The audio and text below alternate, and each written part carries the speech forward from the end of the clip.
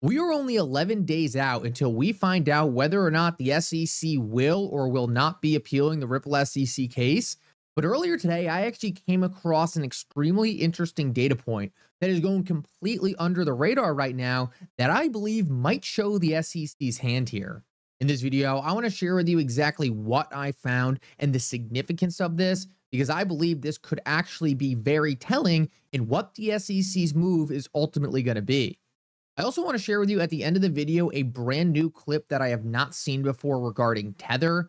This breaks down a very interesting theory for why Tether has gone so unregulated, but has gotten so big under the US government. Guys, you are definitely going to want to stick around for this. This is one of the most interesting Tether theories I have ever heard. Like always, your support means so much to this channel. Thank you to everyone who takes the time to like these videos and subscribe to the channel. These two simple things really do help me out so much. Also, if you ever need a place to buy some XRP, make sure to check out my favorite exchange, Uphold, down in the description of this video. With that said, let's jump right into it, and I hope you guys enjoy the content. Because as I stated in the intro, I came across something earlier today that I believe is very significant in showing the SEC's hand on whether or not they are going to decide to appeal the Ripple SEC case or not. Now, I want to preface all this with saying that right now, I am bringing a contrarian viewpoint to you. Most people out there, especially most attorneys, think the SEC will be appealing this case. And I just want to preface this video with saying that because it's important for you to understand that what I am breaking down here is my perspective. It's my contrarian view. I hope I'm right, but it's really important to understand that anything could happen on the other side of this.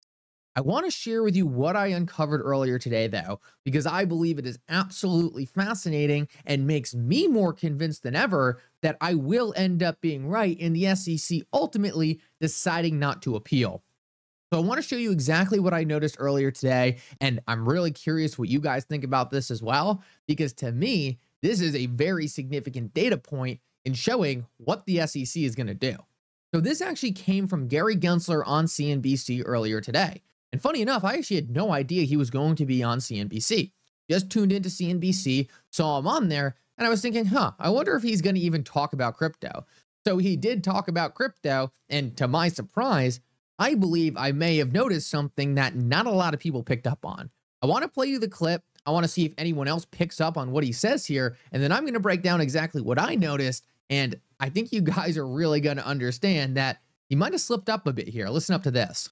Former President Trump is talking about whether we should have effectively a Bitcoin reserve fund, a sovereign Bitcoin fund. Would you be in favor of something like that? Again, I'm going to take the policy out of it, take the politics out of it. I'm just asking, if someone in Congress came to you and said, "Hey, Gary, we're thinking of creating a sovereign wealth fund in Bitcoin," would you say that's a good idea? That's a bad idea? I would say I'm going to stick to the role I'm in. It's a great role overseeing as chair of an agency. But you're a very smart guy who knows a lot about this space. You've taught about this space. You should. I imagine you have a view. Is it that you don't feel like you can share the view, or it's that you don't have a? I don't believe you don't have a view. No, I have a view. I have a view. And you're saying it's the role. Given your role, you think you're not supposed to say. I think, given my role, and also we're in election season. Right there. Did you pick up on that? Because this is the important part of this entire clip. It's not about the Bitcoin fund or whatever, right? Who cares?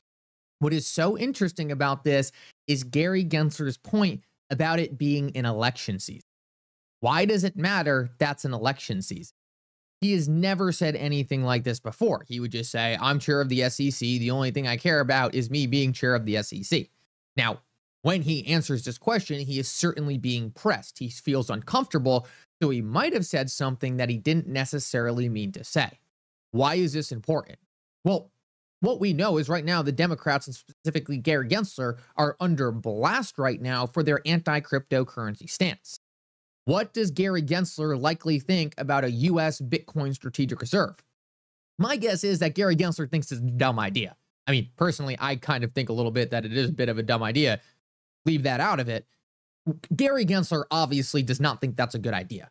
Why is he choosing for the first time ever not to take his chance to insult the cryptocurrency industry?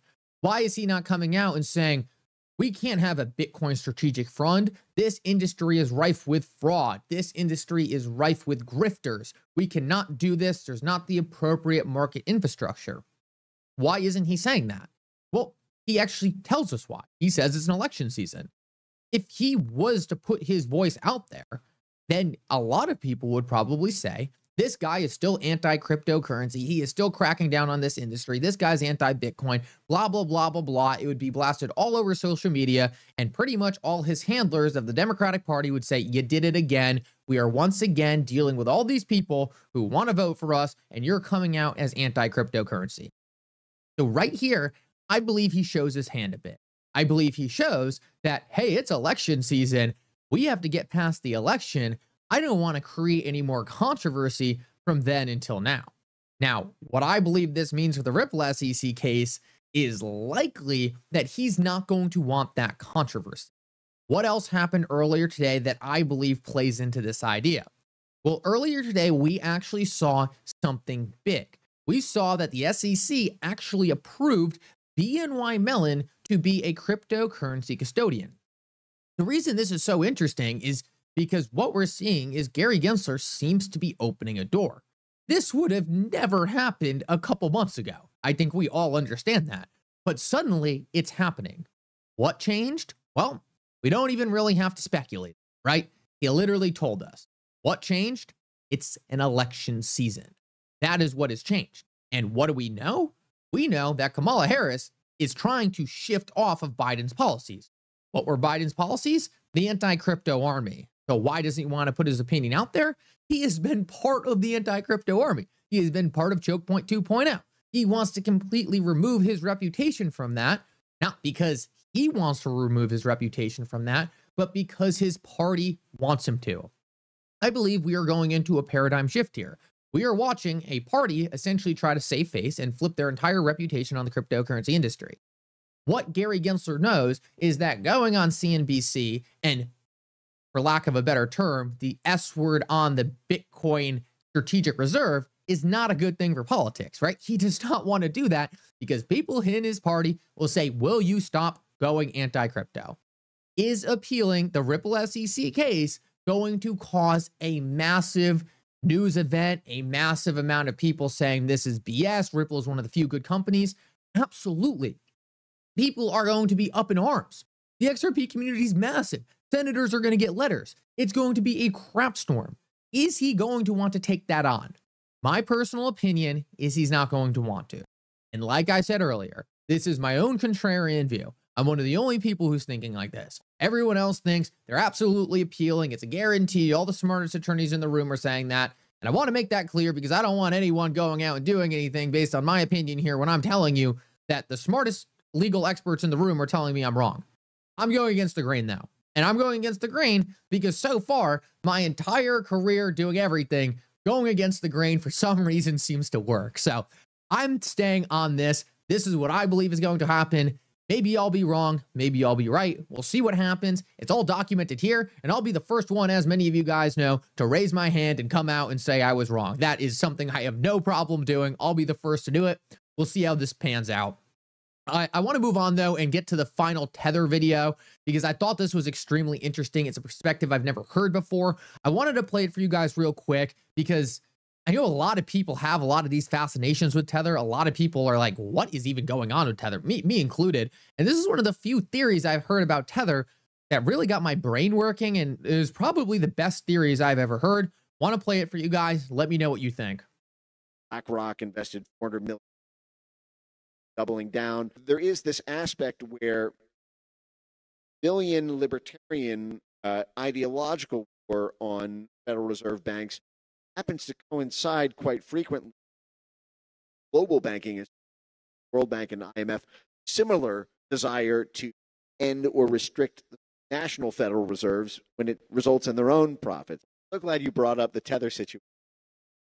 You know, I mentioned I was a little surprised when I was asked to speak here because I just published a video called Bullish on Bullshit, which was a reason to invest in Bitcoin because there was a scam at the heart of it called Tether, which was supporting its liquidity and which was pumping up the Bitcoin price through the process that you just described. So, Mike, they're not pumping the price of Bitcoin. They're pumping the price of the amount of liquidity that fiat needs to prevent the impairment of really bad He's about to policies say, yeah, right. and zombie companies that need another breath of the fiat air, right? Or the fiat liquidity. What would happen to the price of Bitcoin if Tether died tomorrow?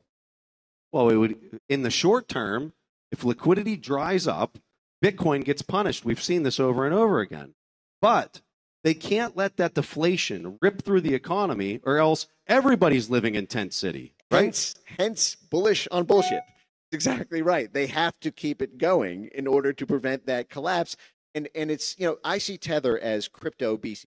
I don't know if folks are familiar with the Bank of Credit and Commerce International. It was a CIA proprietary bank that was used in the 1980s, propped up by a Pakistani National Front at the time when the CIA was working with the Pakistani intelligence service, train and arm the Mujahideen in Afghanistan. This the roots of Al Qaeda and ISIS. And we were training these Islamo nationalist fascist groups essentially to fight off the Soviets. And we were running drug proceeds, the poppy that grew on the Golden Crescent, we were turning it into cash through the CIA bank called the Bank of Credit and Commerce International, and then converting that to cash and then funding our CIA mercenaries. And it grew to be one of the largest banks in the world because other depositors didn't know that this bank's status as one of the world's leading banks was built on basically CIA drug proceeds and all these intelligence services using it as a laundromat for otherwise illicit activity. So when it collapsed, it took down a huge portion of the economy with it. It was a major, major scandal. And Tether, to me, appears to be the crypto version of that. And I think that they've been allowed to not have audited books, despite the third largest cryptocurrency currently after Bitcoin and Ethereum. Tether, which is it's just a stable coin. It's just supposed to represent a fiat dollar, and yet it's the third largest crypto on all of crypto market cap. And now Circle, which is formerly U.S. regulated, and as I mentioned, has partnerships with the CIA to overthrow foreign governments, is now the largest cryptocurrency. So you have the number 3 and number 6, which are, this is like the primary use case almost for crypto, is to be useful to the state, proxy wars with other states. But I do think that's a reason to be bullish, if you will, because it's so useful that I think Tether will rise. I think that So that's about the end of that. I thought it was a very interesting theory, though, and to me, it does answer some of these questions on how something so blatantly skirting laws, something so blatantly trying to work outside of the system, can somehow stay within the system. Guys, thank you so much for coming. I hope you enjoyed this update, and for now, Mickle out.